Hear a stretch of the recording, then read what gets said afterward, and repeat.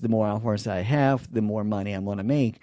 And I would argue, repeat what was good. Repeat what was good until it is either not good or until you solved a problem that will create a larger problem for your clients.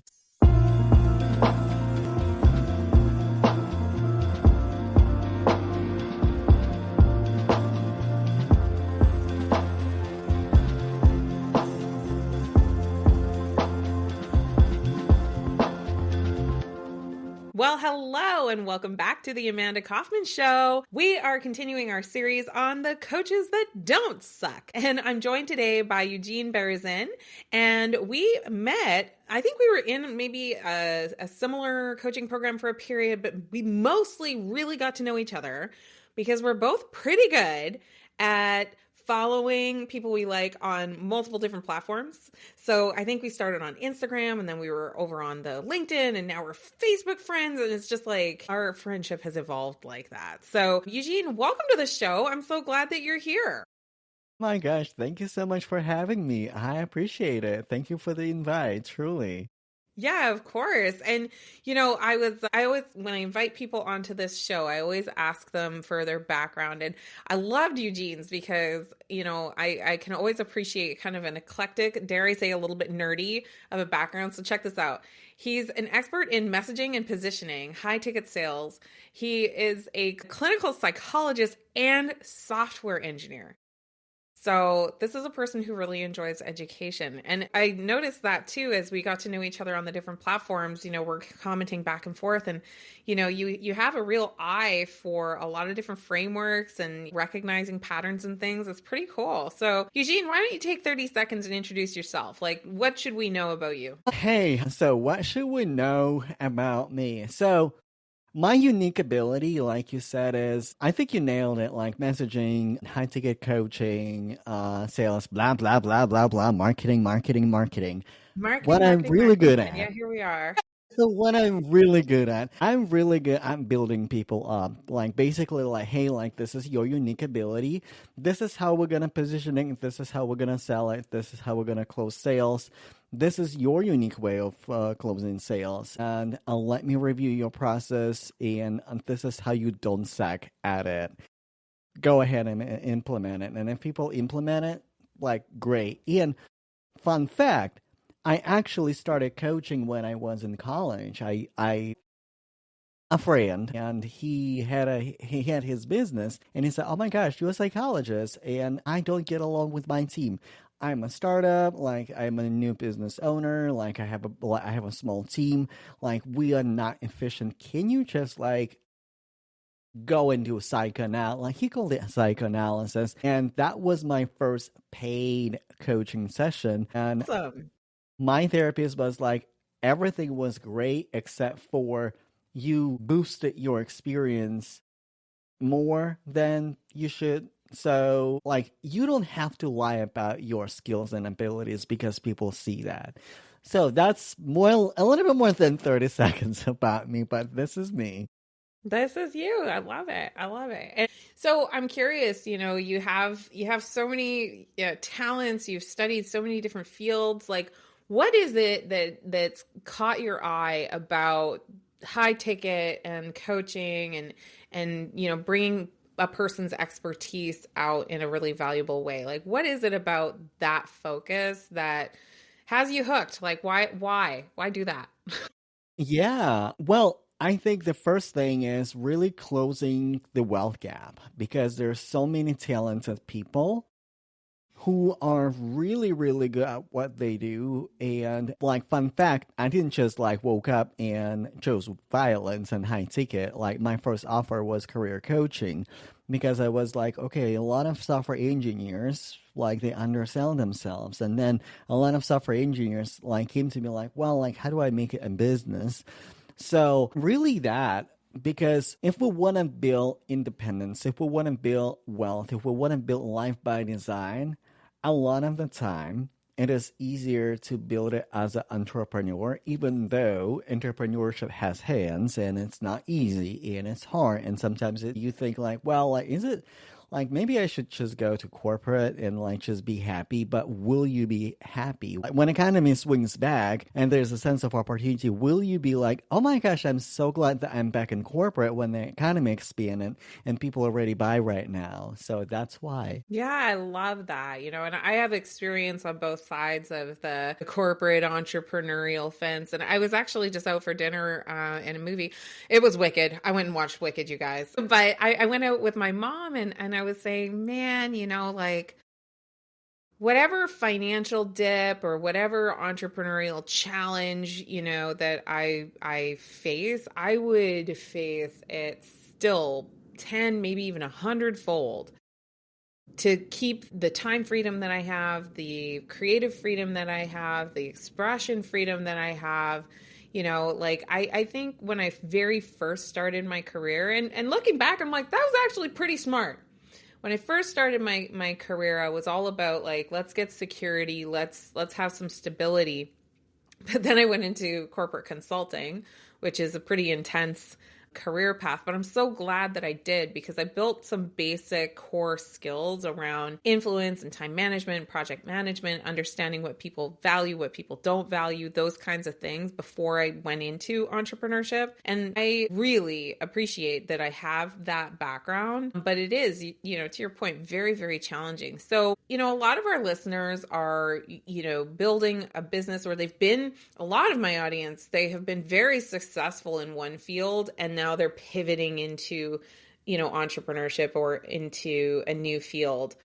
What would you say are the top things that they should be keeping in mind to maximize their chances of success?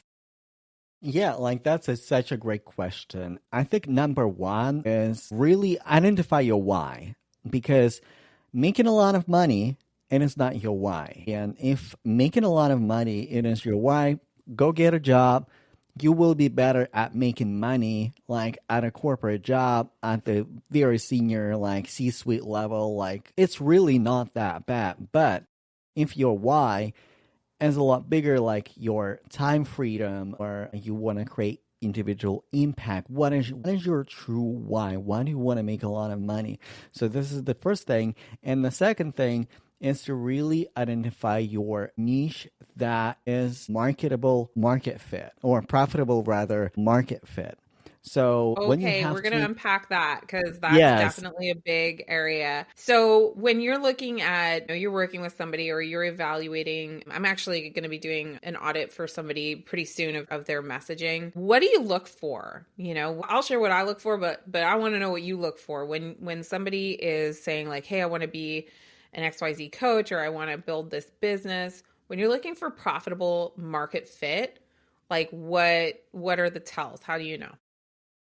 I think the first thing is really like for me to really understand if that person will be successful in what I teach, is what kind of business model they want to run. Do they want to run high volume, like courses, things like that, or small, lower ticket, like maybe memberships, things like that, or they want to run more premium offer, right? Like this is like the business model. And after that, I would really start with the problem. What is the problem that you confidently, like if I wake you up in the middle of the night without ChatGPT, without Google, you'll just, this is it. Like for me, like it's like really building people up. Like I don't need ChatGPT, I don't need anything else. Like you wake me up in the middle of the night, I can do that. I So love that what test. is Wake me up in the middle of the night. What can I do? Like what am I really great at? That's so good. Keep going. yeah, and find people who have that problem that you Mm. can actually help and deliver. And it sounds really easy on paper, but it starts with researching, doing the market research, and more importantly, not letting your imposter syndrome to say, hey, like, let's just lower my prices and I'm going to just aim for people who are strugglers, who are not as successful, and who might be afford my services. This is when we get stuck because people want our services, they can afford our services. So sell premium offer to premium buyer at the get-go, and then do your market research. See how you can deliver, see what is deliverable, what is not deliverable. And the more data you get, the more successful you will be. Yeah, that's so good. For years, I teach it as, I call it the problem of appropriate magnitude. And it's like there's criteria for the problem that you solve as a coach. I think sometimes where you do that exercise of like, I wake up in the middle of the night and I'm really good at, and then, you fill in the blank about what you're good at. And then you're running around looking for that problem. That problem needs to be big enough that they probably are already spending money on it somehow. Maybe they've worked with another coach previously. Maybe they've enrolled in courses and they just weren't able to necessarily cross the threshold. But I love that, like, go find people that would actually pay. That's so super important. And, I think there's a big myth around info products and kind of the self-education space that the less you charge, the less good it actually has to be. I actually find that to be opposite land, right? Like, if I want to build in volume, I need to have very thoughtful, strategic messaging. There needs to be, like, because the way people buy the lower ticket stuff, it's, I think, a lot less flexible than when you're talking to a premium client. And I know, like, that was so opposite to what I thought. And I think a lot of people think, because if it's a lower price tag, then it's going to be easier to sell. Not necessarily. You need like different skills. And when you're looking at whether it's a problem of appropriate magnitude, in that case, it's like, well, do a lot of people agree that that's a problem that they want to solve? So I love that. What would you say is the number one set of mistakes that you see people making when it comes to being successful in launching their business or sustaining it? Well, I think one mistake that I see, and it depends on the what stage, right? Sometimes we gain success in our business because here's a weird phenomena of anything new. When there's anything new, you will gain, I'm not gonna, not necessarily instant success, but you will gain the momentum at some point. Normally it's happening faster. And then you have this sense of invincibility, like, well, if I can sell that, let me just sell something else, or let me just add other 3-4 offers, because the more offers I have, the more money I'm going to make. And I would argue, repeat what was good. Repeat what was good until it is either not good, or until you solved a problem that will create a larger problem for your clients, and then elevate another offer on the back end, not necessarily in the front end. So, and this is how you create ascension model in your business. But a lot of business owners, what they do are like, okay, I will advertise my VIP, and then I will advertise this, and then I will advertise like career coaching, and then grief counseling, and then focus on one thing. Until you are at $1 million bucks in your business, you have no business of creating an offer suite. Don't do it. Grow, standardize, optimize, and then maybe think about the offer suite. So I want to unpack something here, because you said something that I've also experienced and believe, but I can see how somebody listening to it might be the first time that they're actually hearing this idea. So you said, paraphrasing, essentially, make sure that the offer that you are fulfilling now is creating a problem for the next level offer, so that it's a true ascension ladder. And I know the first time I heard that, I was like, wait, no, I'm supposed to be solving problems. So can you unpack for us a little bit, like, what do you really mean by that? If the reason they're in your program is to solve a problem, why would we build a program that creates a problem?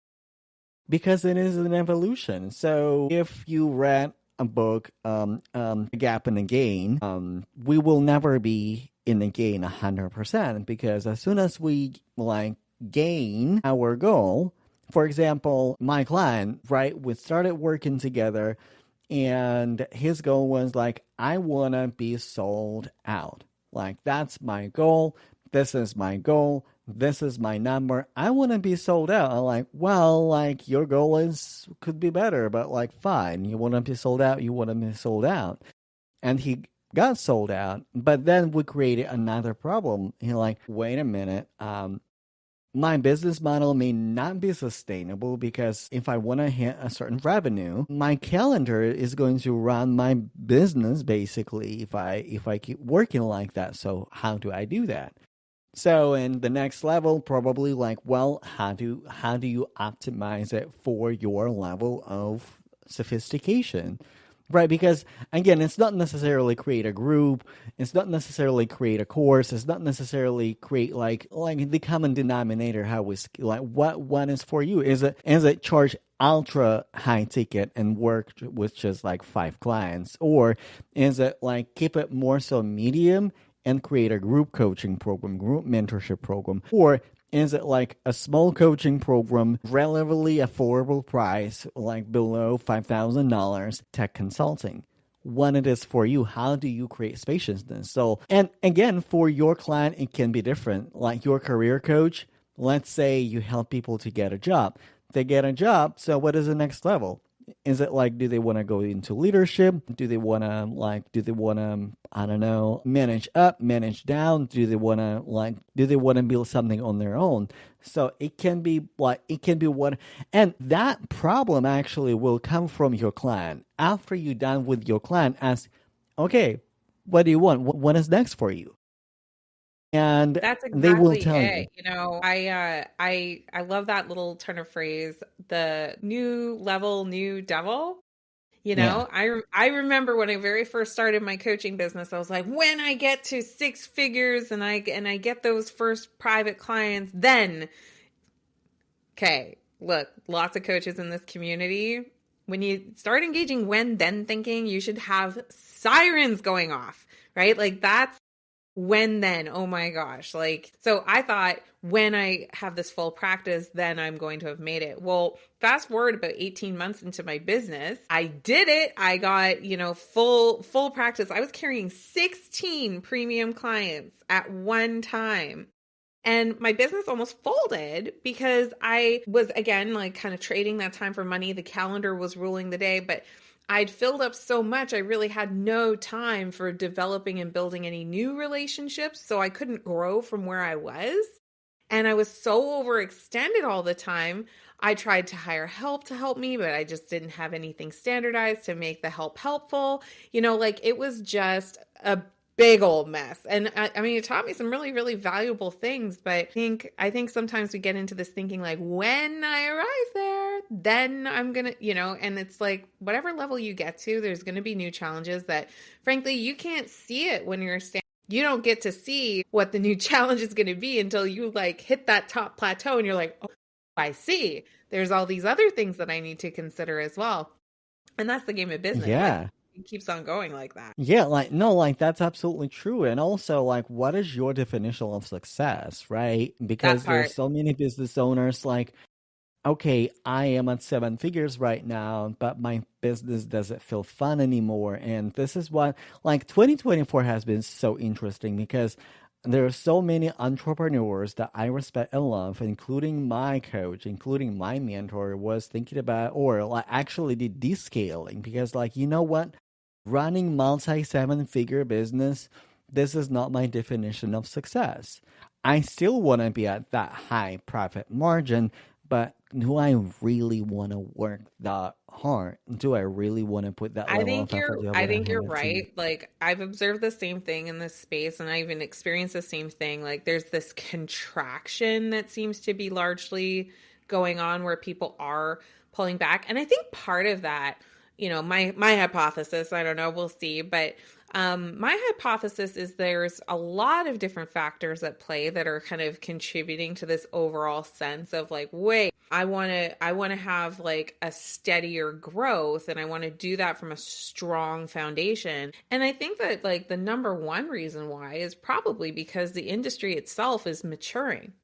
more people have been competitive and successful in the space. So there's more, I think, standardization of approach. There's more, with all of those different kinds of things. I think there was this wild west of explosion of the coaching industry that now we're seeing a bit of a correction for, right? Where the audience isn't unlimited and you don't have unlimited team members that you can cycle through, and all of these kinds of things that people tried, it ended up kind of blowing up in their face in some instances. And I think everybody kind of, it's a small enough industry, we can see each other and like what's going on, and then we're like, wait, okay, I don't want to suffer that same fate, or I don't want to repeat those same mistakes. I think I'd much rather build from a much firmer foundation and sacrifice a little bit of that speed of growth in favor of having a more deliberate growth.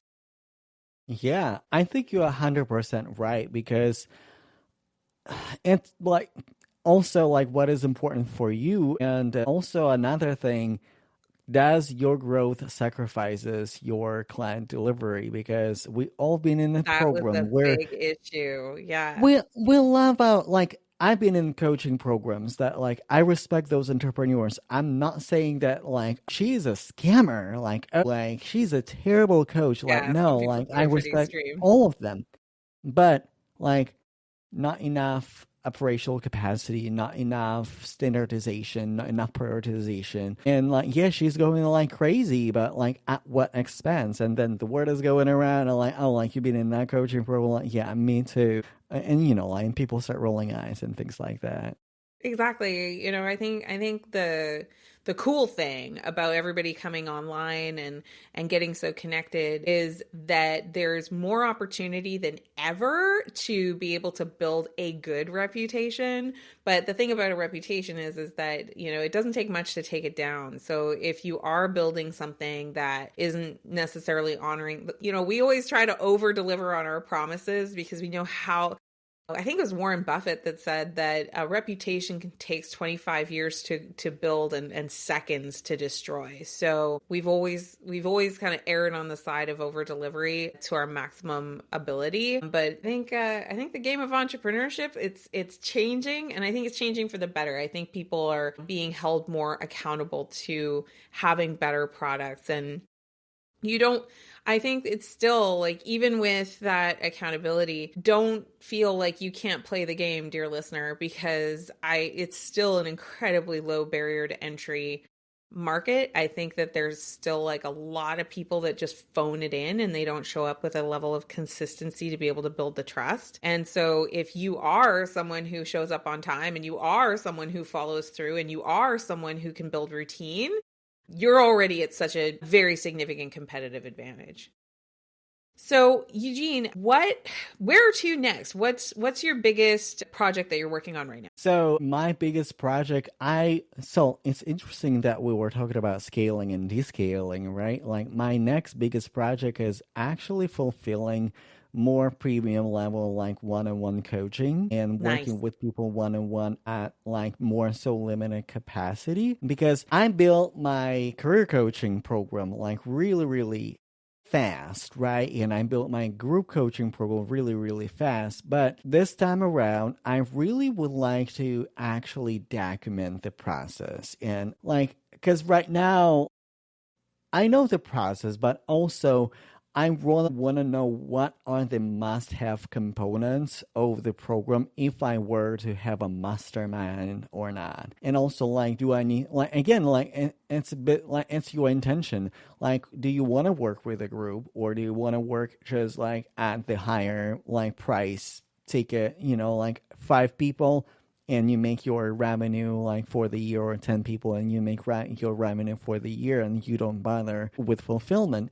So this is the big step, more so like standardizing and removing unnecessary components. For example, I remove my what I call Netflix and chill for entrepreneurs, the course component for my coaching, because I work with consultants who already have a business and like, Eugene, I'm not gonna go live. Like, just like you do because this is not aligned with my business. I do have a podcast, but like this, like or creating a group program with my consulting clients, like this is literally insanity. This is not for me. And I have another client who like, oh my gosh, yes, live. And this is how I book my speaking engagement. This is how I promote my conference that I'm building. So, and it's really like determining what is that critical component. And instead of like just shove one course, like one Netflix and chill, like I don't know, like 9, 10 modules for everyone. Like you need to get better at sales. So go and really model how we did sales. This is the lesson for you. You need to really identify your IQC, ideal qualified customer. This is the video how you do that. And so the next week you better have a little bit more clarity and like really more concise picture for your problem versus just overwhelm everybody with a ton of videos, with a ton of past coaching calls, and people just get distracted and not getting the work done. Totally. Yeah. I think like penetrating overwhelm is a huge thing that a lot of coaches could really capitalize on, really focus on. That's such a great strategy. So Eugene, what is the best way for people to follow you? Yes. So you can follow me on LinkedIn. I have a wonderful LinkedIn community, Eugene Berezin. You can find me on Instagram as well, Eugene.Berezin. And you can also follow me on YouTube at Eugene.Berezin and tune into my podcast, Heart and Profit Podcast on Apple, iTunes, Spotify. So, and feel free to send me an DM. Feel free to start a conversation. I would like to hear what resonated with you specifically from this episode, and like, what's your takeaway? What are you implementing next in your business for what you heard today? I love it. I love it. And dear listener, we'll make sure to have all those links for you in the show notes. And don't forget to subscribe to the Amanda Kaufman Show. You don't want to miss another episode, another interview, or another one of my solo episodes. And go ahead and leave a 5-star review. It'll help others to make the choice to listen in on this episode. And you can also just directly share this with 3 of your friends. Thank you so much for joining us, and we will see you in a future episode. See you soon. Thank you. See you soon.